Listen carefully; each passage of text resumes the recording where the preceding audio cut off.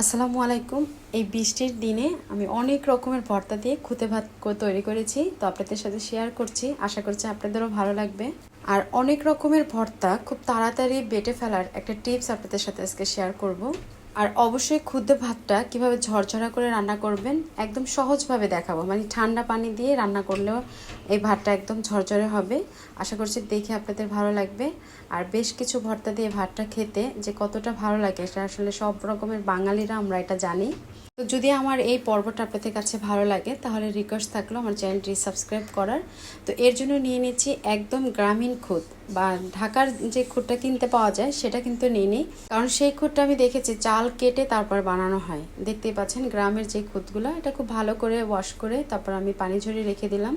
একটা কড়াইয়ের ভিতরে তেল দিয়ে তার ভিতরে আমি তেজপাতা আর এলাচ দিয়েছি, একটুখানি ভেজে নেব। তারপর দিয়ে দিব রসুন কুচি। অবশ্যই খুদে ভাত রান্না করার সময় রসুনটা দিবেন, দেখবেন ভাতটা খেতে খুব ভালো লাগে। রসুনটা একটু লালচে করে ভেজে নেব, তারপরে দিয়ে দিব পেঁয়াজ কুচি। এক বাটির মতো পেঁয়াজ কুচি দিয়েছি এখানে আমি। যদি মেজারমেন্ট কাপ ম্যাপে নিতে চান তাহলে এখানে হাফ কাপ পরিমাণে হবে। তারপর পেঁয়াজটা তেলের ভিতরে খুব ভালো করে একটু ভেজে নেব লালচে করে। তারপর ধুয়ে রাখা খুদের চালগুলো আমি এখানে দিয়ে দিব। এই খুদের চালটার ভিতরে অনেক রকমের চাল কিন্তু মিক্স করা থাকে।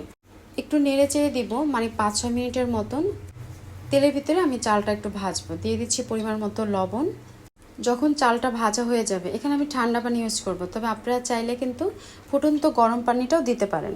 যেহেতু এটা আমার বাড়ির চাল, তো আমি ঠান্ডা পানি দিয়ে করছি। তারপরে দেখবেন একদম ঝরঝরা হবে, শুধুমাত্র তেলের ভিতরে এভাবে করে একটু ভেজে নিলেই হবে।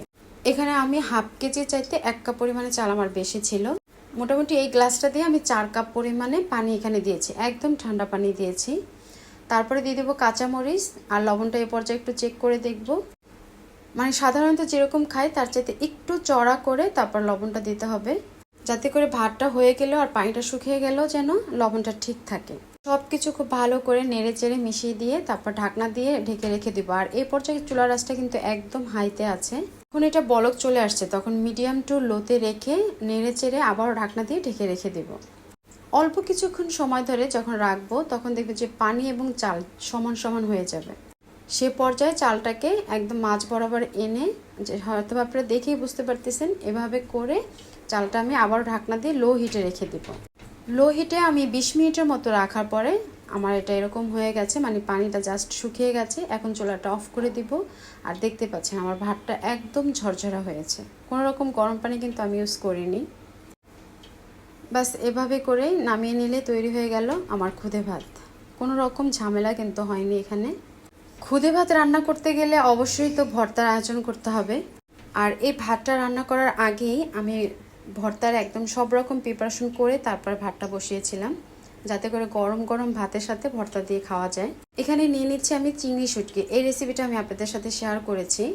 এটা আমার হাতে বানানো চিংড়ি শুটকি।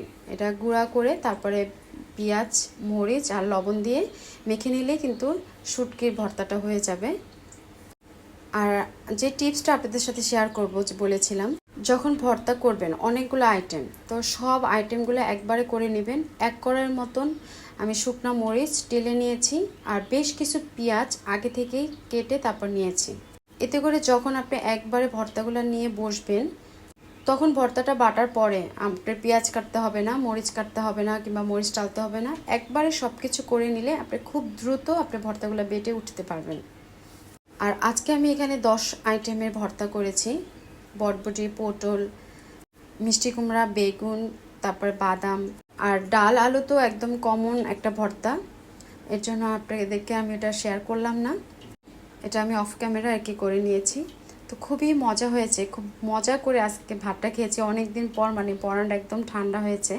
তো আপনাদের যাদের কাছে ভালো লাগবে আপনারা চাইলে কিন্তু এভাবে করে ভর্তা বানিয়ে বাসায় খেতে পারেন, আপনাদেরও দেখবেন অনেক ভালো লাগবে। যেহেতু আমরা বাঙালি, একটু ঝাল ঝাল ভর্তা আমাদের বেশ ভালো লাগে কিন্তু। তো আজ এ পর্যন্তই, আল্লাহ হাফেজ।